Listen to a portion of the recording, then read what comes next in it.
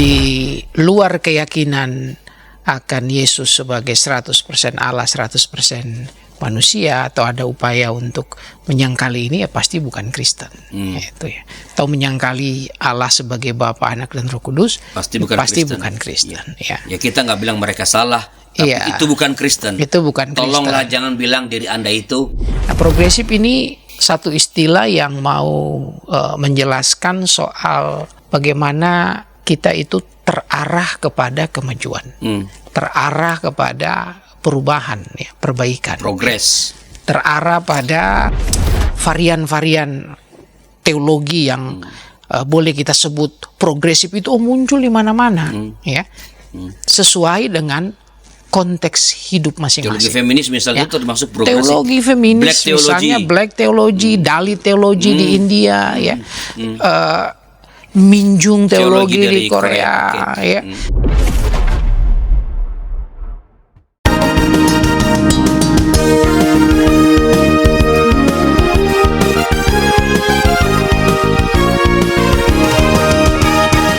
Sahabat DKBI, kita kembali jumpa dalam acara Gema Kasih Indonesia, sebuah program yang membicarakan masalah-masalah aktual, masalah-masalah yang sedang hangat di tengah-tengah masyarakat yang berkaitan hidup keagamaan atau masalah sosial politik, ya, atau perkembangan pemikiran teologi, pemikiran dalam hidup pelayanan. Tentu semua dibahas dalam perspektif iman Kristiani.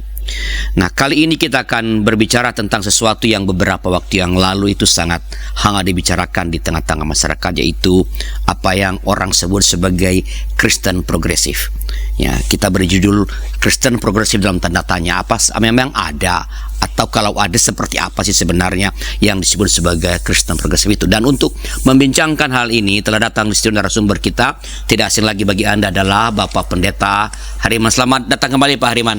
Terima kasih Pak Arlianus, salam jumpa. Saya lihat di kampus ini orang-orang penting dipanggil-panggil ke kampus. Ini ada apa nih di Maranatha? Kita mau belajar dari orang-orang penting. Ya. Saling belajar, sekaligus memberikan kesempatan untuk mahasiswa-mahasiswi kita belajar langsung dari pengalaman mereka. Yang lalu ada cawapres juga yang datang ya? Sempat datang. Calon presiden datang.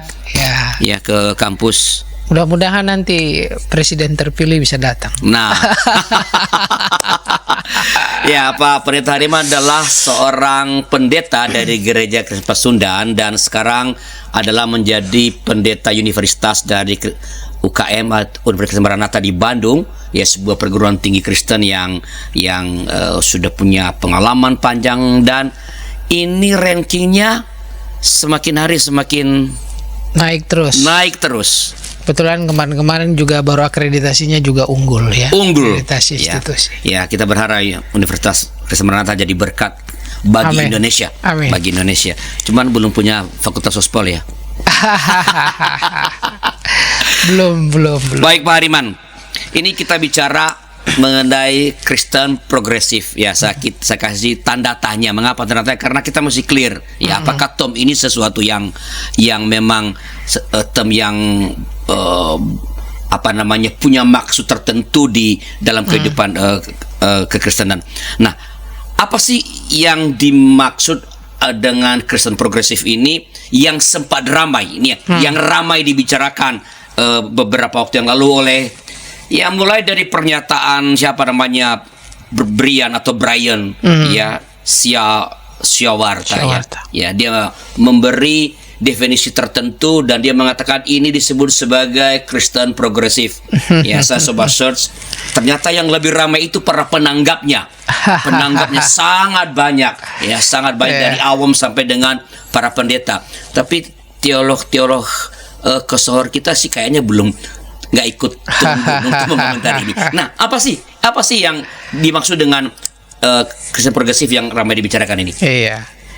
Jadi kalau kita lihat memang media sosial rame, ya, para netizen banyak yang memberikan komentar, ada yang pro, tapi banyak sekali juga yang kontra, ya. Dan saya kira itu sesuatu yang lazim, sesuatu yang biasa saja, ya. karena dalam kekristenan kalau kita melihat sejarah, dinamika yang seperti ini kan bukan hal yang baru ya. Jadi bagus ketika Pak Arlianus dan YKB meletakkan tanda tanya ya, Kristen progresif ya. Nah, untuk itu barangkali saya mau mulai dulu ya dengan melihat, kan ada dua istilah ya, Kristen progresif. Ya. Kristen itu ya seperti yang para netizen dan kita semua tahu ya, istilah yang dipakai untuk menyebut para pengikut Kristus ya. Para pengikut Kristus ini mereka yakin bahwa Yesus Kristus itu 100% Allah, 100% manusia, dan dia datang sebagai juru selamat. Karena itu ajarannya, teladannya itu yang diikuti. Atau barangkali secara trinitaris ya, kita bisa katakan bahwa yang namanya Kristen itu adalah pribadi atau persekutuan orang percaya yang yakin sepenuhnya kepada Allah yang dikenal sebagai Bapa, Anak, dan Roh Kudus. Jadi Allah Trinitas dan atau Yesus Kristus itu sesungguhnya yang menjadi pusat hidup, menjadi dasar hidup, yang memberikan kepada orang percaya dan persekutuan orang percaya itu orientasi kehidupan. Nah, ini yang kita sebut sebagai Kristen. Ya. Di luar keyakinan akan Yesus sebagai 100% Allah, 100% manusia, atau ada upaya untuk menyangkali ini, ya pasti bukan Kristen. Itu ya. Atau menyangkali Allah sebagai Bapa, Anak, dan Roh Kudus, pasti bukan Kristen. Ya. Ya, kita nggak bilang mereka salah, tapi itu bukan Kristen. Itu bukan Kristen. Tolonglah jangan bilang diri Anda itu Kristen. Karena kalau Anda Kristen adalah Anda mesti percaya penuh pada Allah ya, Trinitas, dan di dalamnya Yesus Kristus kita yakini sebagai Tuhan dan Juru Selamat, 100% Allah, 100% manusia. Ini pusat hidup orang Kristen. Nah, yang kedua progresif. Nah, progresif ini satu istilah yang mau menjelaskan soal bagaimana kita itu terarah kepada kemajuan, terarah kepada perubahan, ya, perbaikan, progres, terarah pada peningkatan.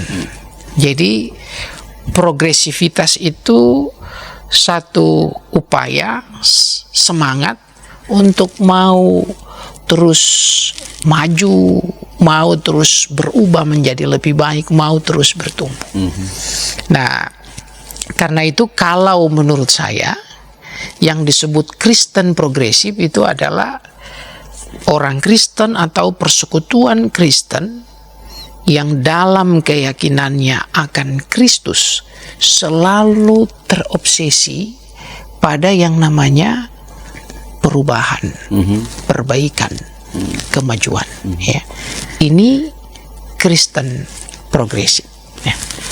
Berubah dari mana dan berubah kemana. Nah, ini yang kemudian menjadi sesuatu yang menarik ya untuk kita diskusikan ya.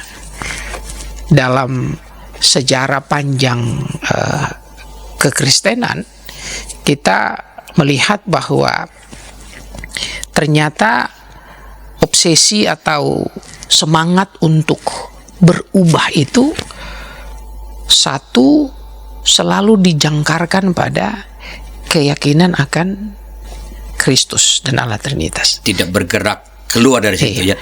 Yang kedua, dalam iman akan Kristus itu mereka juga diarahkan untuk melihat apa yang menjadi situasi sosial, ekonomi, politik ya, dan seterusnya. Nah, Kristen yang progresif itu tidak hidup di luar dunia, tapi hidup di dalam dunia dan selalu berproses untuk mengkontekstualisasi imannya ya, supaya imannya itu menjadi relevan, menjadi signifikan tanpa menyangkali identitas yang unik, yang khas dari imannya. Sehingga ketika misalnya seseorang itu percaya kepada Kristus, oh dia peduli dong dengan kehidupan manusia misalnya ya. Dan kita lihat misalnya varian-varian teologi yang boleh kita sebut progresif itu muncul di mana-mana ya, sesuai dengan konteks hidup masing-masing. Teologi feminis misalnya itu termasuk progresif. Teologi feminis Black theology. misalnya Black theology, Dalit theology di India ya, Minjung teologi di Korea ya.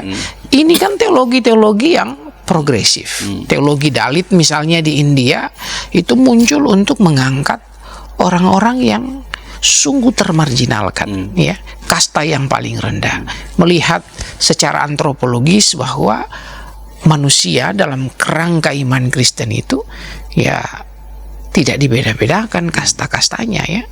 Karena itu mereka sangat mendorong supaya tercipta kesetaraan dalam masyarakat. Teologi Minjung di Korea juga sama, teologi feminis kan juga sama ya. Jadi ini teologi yang memang spiritnya adalah menciptakan perubahan ya di tengah-tengah masyarakat, melakukan perbaikan-perbaikan supaya masyarakat menjadi semakin baik, semakin maju, dan itu dilakukan sebagai manifestasi dari imannya akan Allah di dalam tak meninggalkan Kristus. jangkar ya. Iya. Nah, ini Kristen progresif. Jadi bolehkah saya mengatakan Pak Pendeta, kalau begitu sebenarnya Kristen itu ya mestinya progresif begitu? Setuju. Yang memang namanya Kristen itu ya harus progresif ya. Dia harus selalu dengan imannya mengarahkan hidup pada perubahan, pada perbaikan, pada kemajuan. Seperti yang dibawa oleh Tuhan Yesus sendiri kan? Iya. Sangat. Dan Yesus kan bilang nih, kalau pakai bahasa orang Jakarta, lu tuh garam, lu tuh terang, ya. Garam terang itu kan memberikan dampak, memberikan impact. Ya. Jadi ketika orang percaya kepada Kristus dengan imannya itu, ya dia harus berdampak dalam kehidupan sosial, ya, dalam kehidupan bermasyarakat, supaya dengan kehadirannya itu bisa tercipta kemajuan, bisa tercipta perubahan, terjadi peningkatan mutu kualitas kehidupan. Ini yang disebut Kristen progresif, ya, bukan sekedar gaya-gayaan gitu ya, hanya sebatas omong-omong, enggak. Tapi Kristen progresif itu adalah sebuah, katakanlah, cara kita menghayati iman akan Kristus dalam konteks kita, ya, dan di situ kita menggulirkan perbaikan, perubahan, kemajuan sebagai wujud panggilan iman akan Allah dalam Kristus. Nah, kalau demikian halnya dan kalau sebenarnya tadi Kristen harus progresif itu karena memang tidak ada pilihan lain untuk membuat iman Kristiani itu sendiri, atau apa yang Yesus teladankan dan katakan itu hadir di tengah-tengah dunia kalau kita tidak memang berpikir progresif. Nah, kalau begitu halnya, lalu ketika ada seseorang memakai istilah Kristen progresif, lalu mengapa itu kalau demikian menimbulkan perdebatan dan ada banyak orang-orang yang saling mengatakan itu sesat dan lain sebagainya? Apa sih yang diributkan? Atau jangan-jangan yang menyebut diri sebagai Kristen progresif ini, siapa namanya tadi ini, Brian Siawarta ini, jangan-jangan sebenarnya memakai term itu dalam pengertian yang tidak sama seperti yang disampaikan Pak Pendeta. Nah, ini apa yang terjadi, apa yang membuat ramai setelah beberapa informasi berikut ini?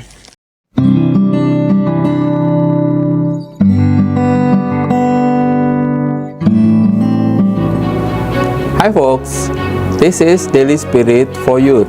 a daily devotional that helps you grow closer to God and apply His Word to your life. Daily Spirit for Youth dapat Anda saksikan hari Senin sampai Sabtu pukul 4.30 waktu Indonesia Barat di channel YKB TV. Kita jumpa dalam acara Pembangunan Jemaat. Pembangunan Jemaat setiap Senin di minggu kedua dan keempat pukul 20 waktu Indonesia Barat. Dapat Anda nikmati di channel YKB TV. Dari kungkungan malam gelap, Nyanyikanlah nyanyian baru setiap hari Rabu pukul 12 waktu Indonesia Barat. Dapat Anda nikmati di channel Lagu Rohani YKB TV.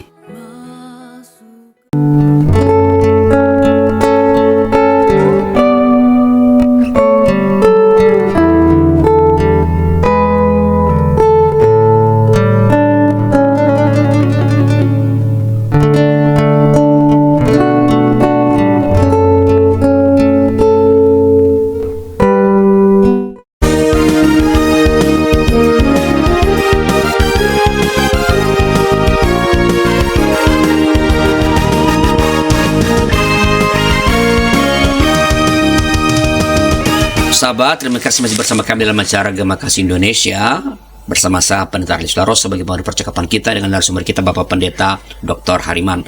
Kita sedang bicara mengenai Kristen Progresif tanda tanya ya, untuk memberikan kejelasan sebenarnya apa yang dimaksudkan dengan itu dan kenapa ribut-ribut ini terjadi sebenarnya. Nah, Pak Pendeta, kalau memang Kristen itu semestinya progresif, lalu mengapa ada ribu-ribu di urusan Kristen?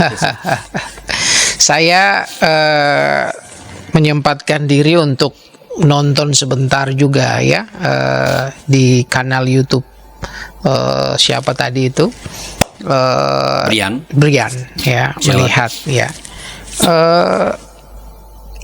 dia misalnya mengatakan bahwa yang kita harus mempertanyakan apa yang kita percaya. Ya. Ini sebenarnya sesuatu yang positif, ya. Dan ini bukan hal yang baru. Saya baca misalnya, saya ikuti yang dia ungkapkan misalnya perjalanan kekristenan di Eropa Barat secara khusus ya, ketika terjadi Renaissance dan dia memberikan fokus khususnya di masa Aufklärung ya, masa pencerahan. Lalu di situ orang mulai berpikir dengan menggunakan akal budi ya, pakai rasio, dan di situ ada satu upaya untuk secara kritis melihat iman ya, tradisi keagamaan khususnya kekristenan yang dibangun di masa itu. Dan dia mengatakan bahwa ya kita mesti mempertanyakan apa yang kita percaya. Itu biasa, itu sesuatu yang biasa sekali ya, memang harus begitu. Dulu Agustinus, Anselmus misalnya ya pernah mengatakan faith seeking understanding ya, iman itu selalu mencari pengertian ya, karena untuk mencari pengertian ya dia harus selalu mulai dengan tanda tanya. Dia harus selalu berupaya untuk mengkritisi, bahkan menggugat ya keyakinan-keyakinan yang sudah ada ya, bukan untuk membuat tidak jelas ya, bukan juga untuk membuat kita kehilangan pegangan, tetapi supaya apa yang kita percaya itu menjadi sesuatu yang sungguh-sungguh kita kenali, lalu kemudian kita yakini, dan lebih daripada itu kita lakukan dalam kehidupan sehari-hari. Jadi respon netizen yang saya lihat ya ini mencerminkan bahwa netizen itu haus ya. Umat jemaat itu sebenarnya menurut saya mau melihat itu sebagai sesuatu yang positif. Mereka haus dengan literasi iman ya, dan saya pikir ini menjadi momentum untuk kita bisa membangun ya sebuah perspektif yang lebih baik dalam beriman ya. Dan ya heboh-heboh ini sebenarnya sekaligus menjadi satu ajakan untuk ya mari kita mengenali dengan lebih baik ya tradisi keimanan kita itu, supaya ya percaya ya jangan asal percaya gitu ya, tapi percaya dengan sungguh, percaya dengan kejernihan berpikir ya, faith seeking understanding itu ya. Dan saya ingat juga misalnya Agustinus dulu itu bahkan ya dia dalam sebuah refleksinya bahkan bertanya kepada dirinya ya, Tuhan, apa sih sesungguhnya yang aku cintai ketika aku berkata aku mencintai Engkau Tuhan. Ya, ini kan sebuah refleksi yang sangat kritis ya, mempertanyakan keyakinan sendiri. Apa sih yang aku cintai ketika aku berkata aku mencintai Engkau Tuhan. Jangan-jangan dalam praktiknya bukan kita cinta Tuhan, tapi cinta diri, lalu kemudian menjadikan Tuhan itu hanya sebagai alat ya, sebagai promosi ya, sehingga misalnya di gereja-gereja tertentu misalnya kita sebagai pendeta bilang melayani Tuhan, tapi ternyata dalam praktiknya bukan layani Tuhan, layani diri sendiri, sehingga persembahan-persembahan misalnya larinya untuk pendetanya ya, bukan dikelola secara baik untuk kemaslahatan umatnya, tapi ayo ngasih perpuluhan untuk diri sendiri ujung-ujungnya kan. Ini bukan curhat ya. Ya kalau di gereja kita kan clear lah soal-soal yang begitu kan. Ya. Semua perpuluhan dan segala macam itu ya, dan itu juga tidak dipaksakan di gereja kita kan. Bukan dibayar pula. Bukan pula dibayar. Jadi ya diserahkan, dikelola dengan baik secara kolektif dengan transparan untuk kemajuan, bukan dipegang oleh satu pribadi tertentu gitu ya. Jadi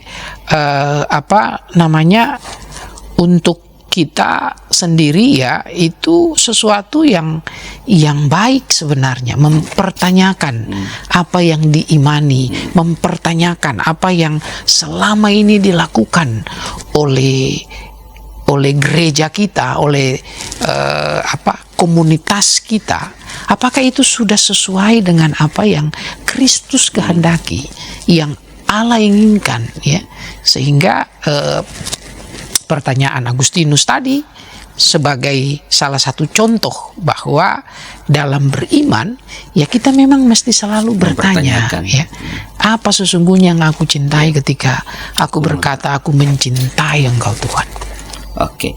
Nah, tapi rupa-rupanya Pak Pendeta, kalau saya coba baca-baca, ternyata dalam term Kristen progresif yang sekarang ini heboh ini, rupanya ada beberapa hal yang dianggap ya, dianggap oleh sejumlah orang Kristen atau sejumlah pendeta sebagai sesuatu yang menyesatkan. Misalnya begini ya, bahwa Kristen terus mengajarkan bahwa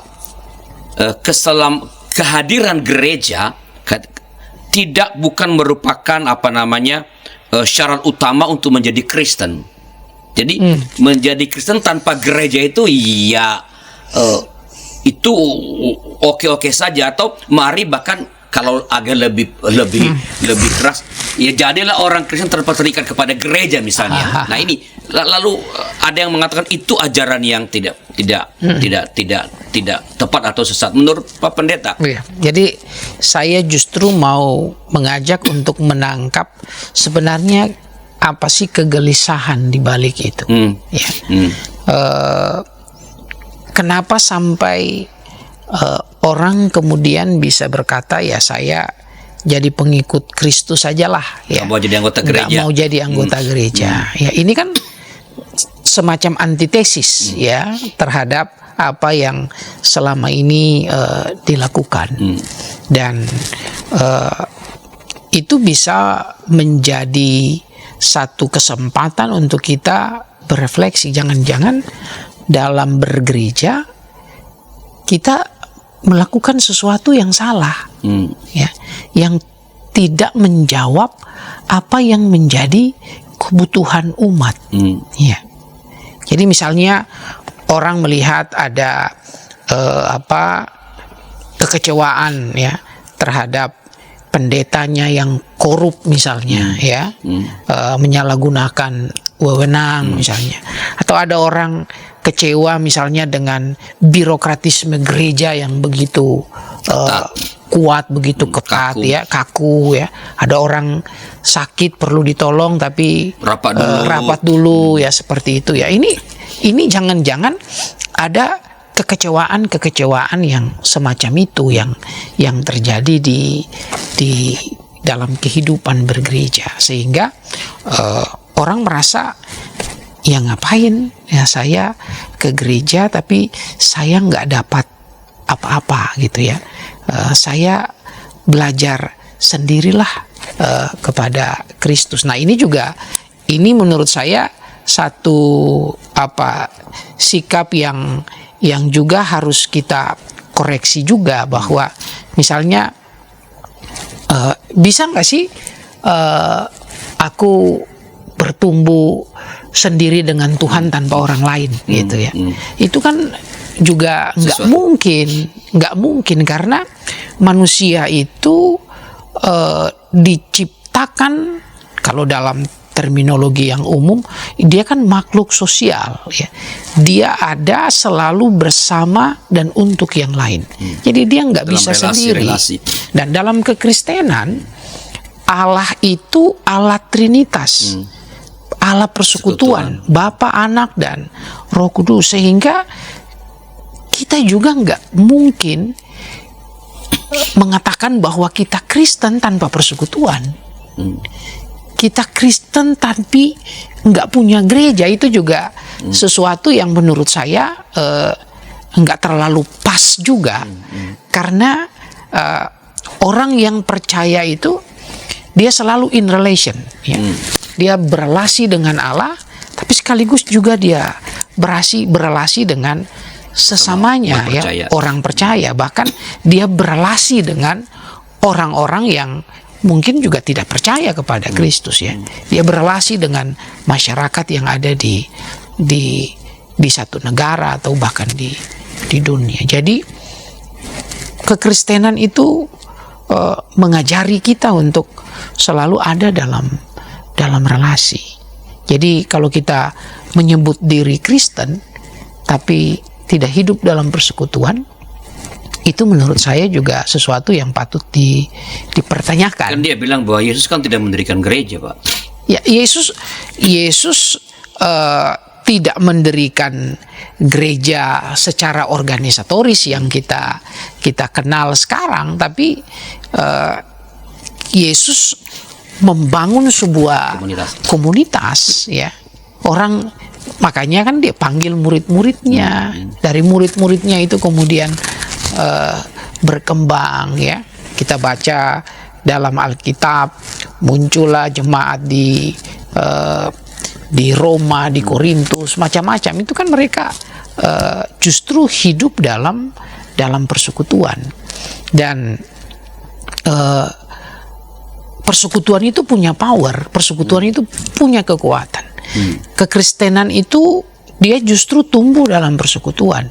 Dia dibabat di awal-awal, ya, masa-masa awal kekristenan, mereka menjadi kuat. Kenapa? Karena mereka mempraktikkan hidup berkomunitas itu.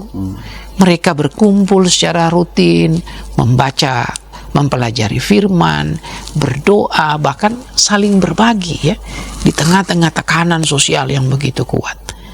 Praktik-praktik itu justru yang membuat mereka bertumbuh menjadi kuat, bahkan bisa berkembang ke berbagai penjuru dunia. Jadi bisakah kita mengatakan bahwa memang kita bisa menerima pernyataan-pernyataan seperti tadi itu bahwa sebagai kritik, ya, bahwa gereja mungkin melakukan kelemahan-kelemahan, tapi sesungguhnya sebenarnya gereja itu tidak bisa dipisahkan dari kekristenan itu sendiri.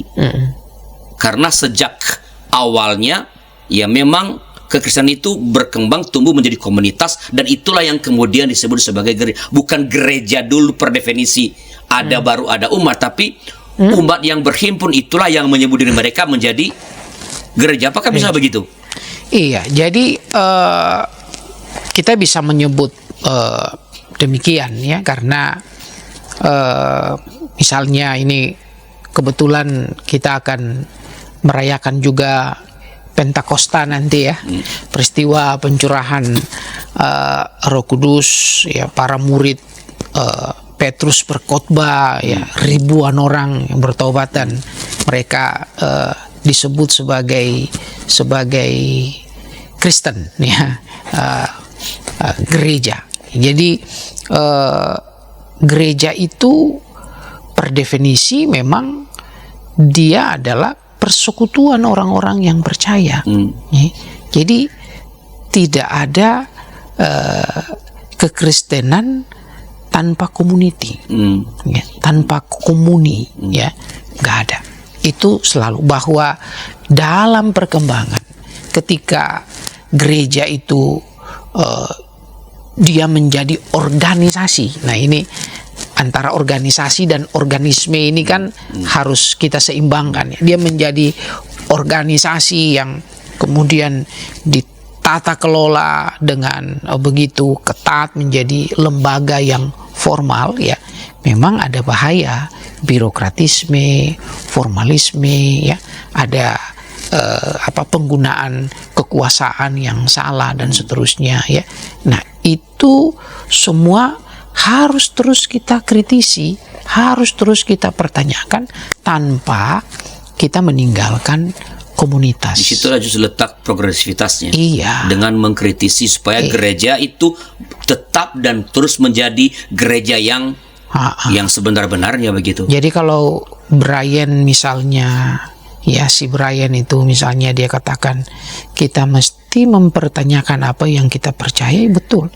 Mempertanyakan apa yang selama ini mungkin sedang dipraktekkan dalam kehidupan bergereja, termasuk juga mempertanyakan apa yang Brian percaya sendiri. Iya. Ya. Apakah harus kritis pada diri sendiri? Iya. Apakah kita yang penting vertikal dengan Yesus saja, dan mengabaikan gitu ya, komunitas, dan kemudian kita mengabaikan horizontal, ini juga komunitas ya, ini juga sesuatu yang harus kita kritisi. Baik, Pak Pendeta, kita berhenti dulu sejenak untuk beberapa informasi berikut ini.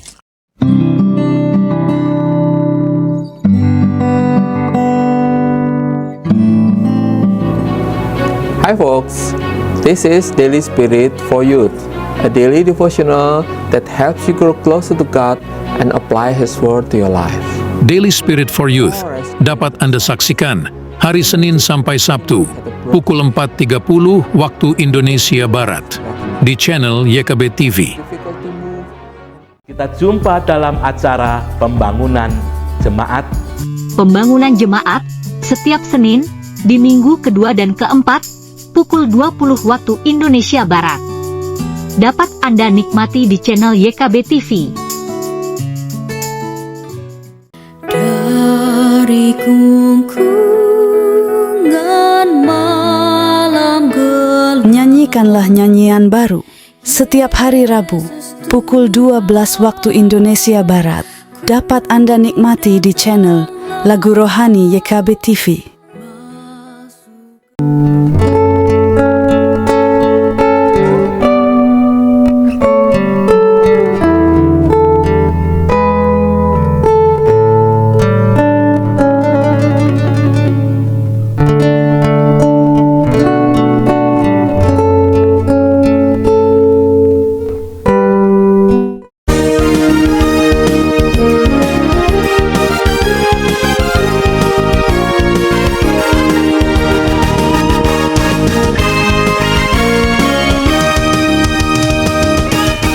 dalam pembahasan tentang Kristen progresif tanda tanya di Gema Kasih Indonesia YKB TV bersama saya Pendeta Ernest Toro sebagai pembantu percakapan dan narasumber kita Bapak Pendeta Dr. Hariman Patiana Kota. Pak Pendeta, ini segmen terakhir Pak Pendeta. Jadi saya ingin kita membicarakan 1-2 pokok lagi yang menjadi sangat penting, yang konon katanya ini menjadi ajaran dari Kristen progresif, yaitu bahwa mereka mengatakan bahwa Alkitab itu bisa salah. Ya, kita kenal doctrine inerrancy of the Bible, ya. Tapi kalau dikatakan seperti itu, ya, apakah itu memang bisa dikatakan Alkitab bisa salah, atau kalau itu bisa dikatakan dalam pengertian seperti apa? Karena kalau Alkitab kita sendiri salah, ya itu kan sumber pengajaran kita. Kalau sumbernya salah, ya apa yang kita ajarkan dong? Iya. Jadi saya mau mulai dengan satu pemahaman yang selama ini kita bangun ya di gereja kita atau juga dalam studi-studi teologi di perguruan tinggi, bahwa Alkitab itu kita yakini betul sebagai firman Allah. Karena memang Alkitab diinspirasi oleh Allah, pekerjaan Roh Kudus. Tetapi inspirasi yang diberikan oleh Allah itu tidak terjadi secara mekanistik. Ya. Seperti misalnya saya menyampaikan sesuatu, mendiktekan, lalu kemudian ada yang menulis. Bahkan kalau itu pun kan menulis juga bisa salah kan Bapak? Menulis pun juga bisa bisa keliru kalaupun didiktekan ya. Nah, proses penulisan Alkitab dalam keyakinan kita itu tidak terjadi secara mekanistik ya, tidak didiktekan langsung oleh Allah. Tapi Alkitab itu diinspirasi oleh Roh Kudus di dalam pengalaman-pengalaman manusiawi. Manusia yang kemudian menuliskan itu berdasarkan pengalaman imannya.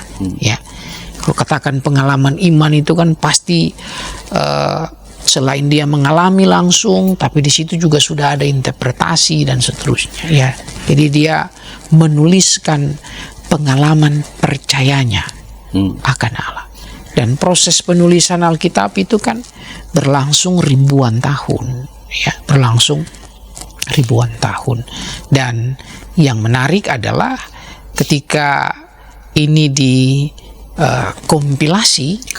dikanonkan, ya, proses kanonisasi itu yang luar biasa adalah kita bisa melihat sebuah narasi besar, ya, bagaimana Allah mencipta, lalu dunia ini jatuh ke dalam dosa, ya, Allah kemudian terus-menerus mengasihi dunia ini, ya, memberikan utusan-utusannya sampai kepada Yesus Kristus yang datang. Dan setelah itu Yesus mati, dia bangkit, dia terangkat, lalu Roh Kudus dicurahkan sampai kita ada dalam satu masa penantian kedatangannya kembali. Nah, narasi besar itu terajut dengan sangat manis, ya, sangat baik. Jadi dalam konteks kita memahami Alkitab sebagai satu narasi kisah penyelamatan Allah, ya, bagi manusia dan dunia ini, itu nggak salah, ya. Itu nggak ada salahnya. Itu benar. Dan itulah yang Alkitab. Itulah yang Alkitab mau katakan, ya. Kalau ada misalnya kesalahan-kesalahan, saya lihat kesalahan-kesalahan itu lebih pada kesalahan-kesalahan redaksi, gitu ya. Lalu juga kesalahan-kesalahan tertentu, misalnya yang ini dulu pernah menjadi perdebatan, ya, bumi ini apakah mengitari matahari atau matahari yang mengitari bumi, ya. helios atau geosentris. Nah, ya kita bisa maklumi itu karena apa? Alkitab bukan sebuah buku ilmu pengetahuan yang menulis mengenai galaksi dan dunia ini, bukan, tapi ini sebuah refleksi iman ya di tengah-tengah dunia. Jadi kesalahan-kesalahan yang seperti itu bukan sesuatu yang signifikan ya. Dan kadang-kadang yang saya lihat yang bikin ruwet, bikin salah itu justru interpretasi kita, cara membaca kita ya terhadap Alkitab. Nah, salah baca, salah pahami ya pasti juga akan menimbulkan pengajaran-pengajaran yang tidak tepat. Jadi kalau ditanya apakah Alkitab itu bisa salah ya sebagai sebuah kitab yang ditulis dengan menggunakan pengalaman kemanusiaan, ya bisa saja salah, bisa saja keliru. Mungkin Alkitab memakai pengalaman-pengalaman di kurun waktu tertentu, pengetahuan-pengetahuan di kurun waktu tertentu, persis, yang nggak bisa dibaca dalam pengalaman kita sekarang. Iya. Dan itu bukan suara utama yang hendak dia sampaikan. Itu hanya media toh. Iya, itu bukan suara utama yang dia. Alkitab adalah sebuah narasi mengenai bagaimana Allah berkarya ya dan menyelamatkan dunia ini di dalam Kristus. Itu suara utamanya yang suara ini yang tidak salah ya. Tapi bagaimana kita memaknainya kembali dalam konteks kehidupan kita di masa kini, nah saya kira itu yang paling penting ya. Apakah saya bisa mengatakan ini bahwa Alkitab itu ya mempersaksikan tadi karya keselamatan yang Allah kerjakan mulai dari penciptaan, manusia jatuh dalam dosa, mengingatkan, mengirim utusan, lalu Tuhan Yesus datang, ya mati, bangkit, dan sampai sekarang Allah memelihara ciptaan dengan memanfaatkan pengalaman manusia dan ilmu pengetahuan yang sangat sangat baru pada zamannya. Yang kalau kita lihat dalam ilmu sekarang mungkin saja ya kita itu berbeda. Pengetahuan kita sekarang tentang alam semesta berbeda dengan pengetahuan orang di abad masa lalu. kelima misalnya sebelum Masehi, yang Babilonia itu. Ya. Jadi artinya apakah Allah lewat para penulis Alkitab artinya memanfaatkan khasana budaya, khasana pengetahuan untuk menyampaikan kisah penyelamatan itu? Ya, persis. Dan itulah sebenarnya yang terjadi ya dalam proses penulisan Alkitab ya, karena ditulis oleh manusia, maka budaya ya yang ada pada masa itu juga sangat mempengaruhi ya. Yesus ketika dia mengajar dulu ya, dia pasti memakai media yang umum, yang lumrah, yang dikenal di masa itu ya. Cerita tentang misalnya penciptaan ya pasti juga memanfaatkan mitologi-mitologi yang muncul di masa itu, atau kosmologi yang ada pada waktu itu. Kosmologi yang ada pada masa itu, pemahaman orang mengenai bagaimana dunia ini terjadi ya. Tapi itu dipakai sebagai media untuk mau bilang bahwa dunia ini terjadi bukan satu kebetulan belaka, tapi karena Allah yang menciptakannya. Nah, soal bagaimana dunia ini tercipta, Alkitab nggak bicarakan soal itu, teknisnya bagaimana itu tercipta. Alkitab menjelaskan, tidak menjelaskan itu, bahwa Allah lah yang menjadi pencipta kepada orang-orang pada zaman tertentu. Jadi ia pakai ilmu pengetahuan yang dikenal pada masa itu. Mitologi-mitologi yang ada pada saat itu yang dipakai ya. Sehingga hari ini misalnya ketika kita membaca misalnya cerita tentang penciptaan, kan kita nggak bisa pahaminya ini hari pertama berarti hari Senin ya, hari kedua hari Selasa ya, Rabu, lalu sampai di hari Minggu Allah beristirahat ya, berarti ada 7 hari. 7 hari itu kan nggak bisa kita maknai secara letterlek, secara hurufiah seperti itu. Tetapi poinnya adalah bahwa proses karya penciptaan ini berlangsung dalam sebuah proses. 1 hari itu bisa sama saja dengan 1.000.000 tahun, 2.000.000 tahun, dan seterusnya. Nah, kalau cara baca kita seperti itu, maka kita nggak juga serta-merta langsung misalnya anti terhadap teori Big Bang, anti terhadap teori evolusi misalnya ya. Tapi justru kita bisa membangun sebuah dialog ya dengan ilmu pengetahuan. Bisa nggak saya mengatakan bahwa kalau ada orang mengatakan Alkitab itu salah atau bisa salah, sebenarnya adalah orang yang tidak memahami hakikat Alkitab itu. Apa itu Alkitab? Dia nggak paham itu, lalu dia melakukan penilaian bukan dalam definisi tentang apa itu Alkitab, sehingga semua yang lain bisa juga salah kalau kita memakai definisi yang lain untuk menilai sesuatu dengan definisi tertentu. Betul. Jadi itu yang saya lihat terjadi, dan orang kemudian mudah memberikan terpancing ya, mudah kita jangan sensi lah kalau orang ngomong gitu, memberikan respon ya, padahal itu ya biasa saja. Bisa aja sih kalau saya Pak Pendeta, kalau ada bilang Alkitab salah, Anda kurang jauh jalan-jalan. Anda kurang memahami apa itu. Iya. Salah dari mana gitu ya? Apanya yang salah? Ya jangan-jangan kita sendiri salah untuk memahami Alkitab itu sendiri. Alkitab bukan buku sejarah, bukan buku ilmu pengetahuan. Alkitab itu adalah kitab yang menarasikan bagaimana Allah berkarya ya. Menciptakan, menyelamatkan, dan memperbaharui dunia ini terus-menerus di dalam Kristus. Satu hal yang terakhir ya Pak, ini penting banget, masih dari apa yang konon disebut sebagai Kristen progresif ya. Walaupun sekali lagi saya nggak terlalu suka menyebut itu karena ya kita ini progresif. Kan kita harus progresif. Harus progresif ya. Dikatakan bahwa Yesus itu bukan satu-satunya juru selamat. Dan Alkitab mengatakan, mengklaim itu adalah pernyataan-pernyataan dari Alkitab. Yesus adalah satu-satunya juru selamat bagiku. Ya, Yesus satu-satunya juru selamat bagi kita orang Kristen. Ya,